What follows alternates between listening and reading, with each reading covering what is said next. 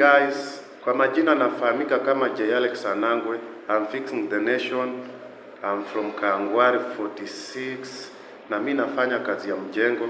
Kando na kufanya kazi ya mjengo, mimi uoji wa Kenya wanatoa maoni yao, changamoto zile wanapitia.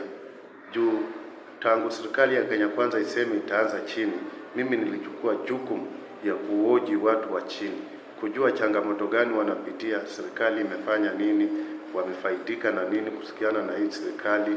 Kama sana tukiangalia hii mambo ya afya, unapata watu wa mjengo hawana coverage ya mjengo, hawana insurance ya mjengo. Na juzi tulikuwa tuna register watu kadhaa kwa SHA. Government ikisema watu wa register, na sisi tunawatia moyo, tunawaambia wa register.